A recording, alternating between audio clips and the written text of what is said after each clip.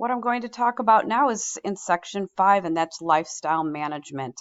I'm going to take a little bit more time in lifestyle management because I think, in my opinion, and others' opinions, as well as some research and expert advice, that this is the key for controlling your blood sugars.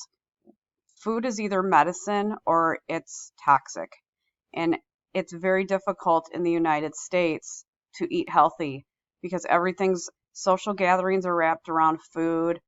Pretty much everything's wrapped around food. You go to the grocery store and our foods have a bunch of junk in it.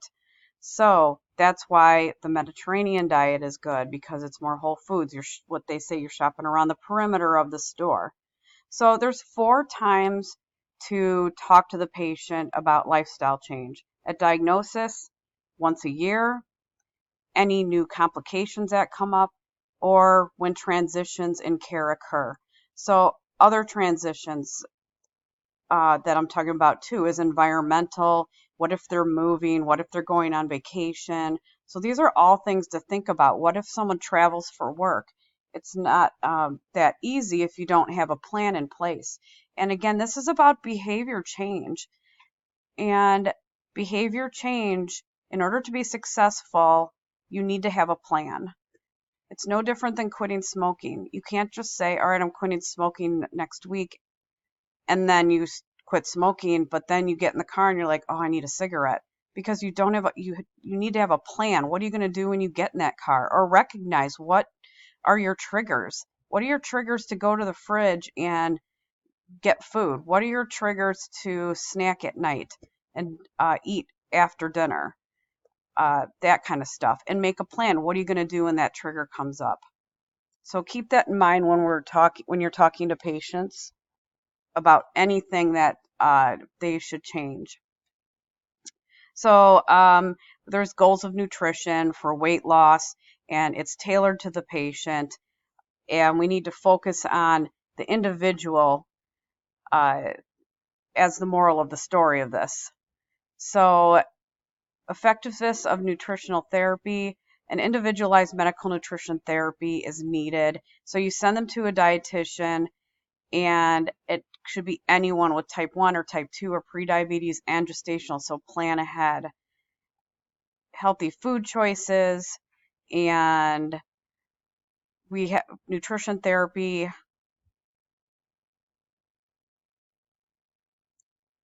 So in order to be effective in nutritional therapy, it's really good to work as a team by sending them to a registered dietitian and planning ahead, meaning you send all your prediabetes, gestational diabetes, type 1 and type 2. It's good to start eating habits that are healthier earlier than later. And it has shown that there's really good outcomes and A1C reduction, and people feel better if they are following a good diet. And more now we're seeing insurance reimbursement, which is good. There's no single dietary recommendation of calories versus carbohydrates, fats, and proteins for people with diabetes. So it needs to be individualized. I think there's a lot more coming out about this. And so I'm going to tell you these are the guidelines, and then I'm going to tell you what is really happening. And I'm very much focused on diabetes and research, and I really see more and more research coming out that carbohydrates are not good. Even if it's complex carbohydrates such as whole grain bread, if you look at the ingredients, it still has enriched this, corn syrup. Start reading ingredient labels if you don't. All those things, anything that has a carbohydrate, wheat, anything will break down into sugar. And I can tell you, I've been on low carb, and I follow very low carb, less than 20 grams a day for 9 months now. And I brought my A1C down to 4.9. It's between 4.9 and 5.2. I got off my metformin. I've lost weight. And it's not just me, it's a lot of people. I belong to a lot of groups and go to a medical weight loss center. And I really think that in the future, and I think the American Diabetes Association and the ACE, they're kind of behind a little bit as far as making sure. The problem is that we have to have some really good studies out there. So right now we are recommending high fiber vegetables, fruits, legumes, whole grain, and dairy. Dairy brings blood sugar up, especially in the morning in diabetics, so just keep that in mind. Vegetables, most of them are great. Fruits, a lot of them can bring up blood sugars, except for berries. Berries has the least effect on blood sugars than any other fruit. Legumes can bring up blood sugars, and whole grains. So this is why the term eat to your meter comes in. So I have patients, you know what? If you like apples, check your blood sugar before you eat the apple, eat your apple, and then check it about an hour after and 2 hours after. And if it jumps up more than 20 points, that tells me that it's you are not able to, it's causing too much of a spike.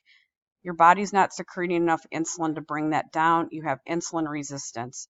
That insulin can't even get into the cell to break down the sugar. So there's those two things going on.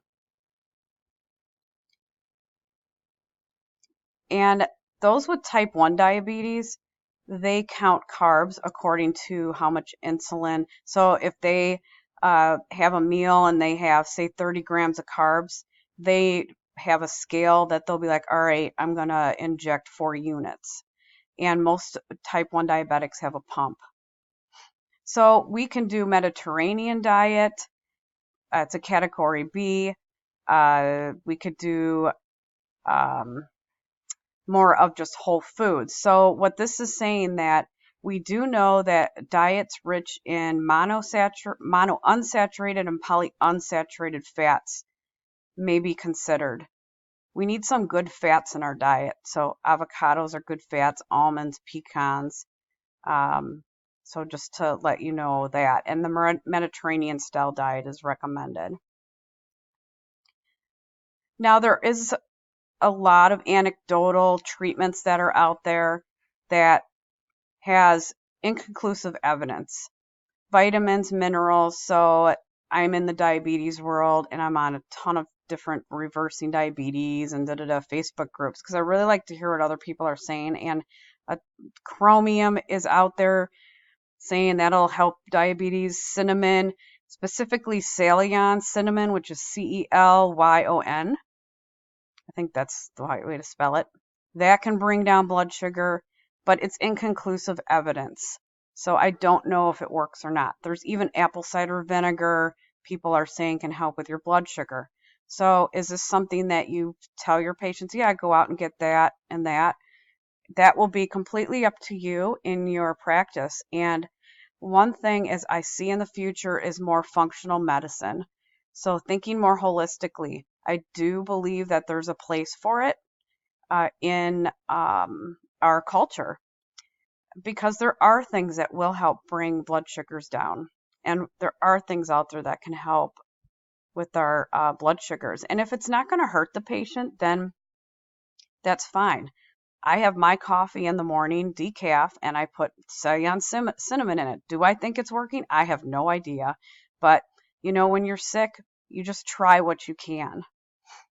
Alcohol is 1 drink a day for adults and no more than 2 a day for men.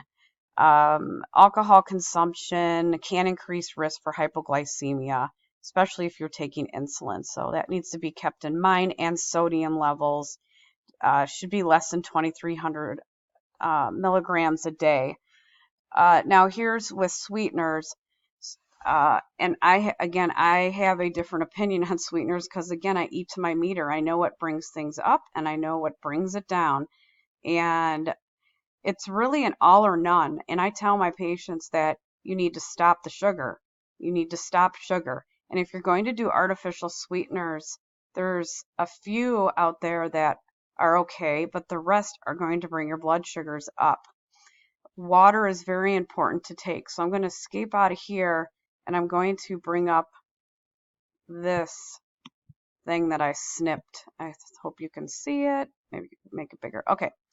So as you can see up here at the top, less bad and worse, meaning the effect of blood sugars. So if you can see, like regular diet soda has aspartame in it, which I'm not a fan of, and it does have sucralose, which is Splenda.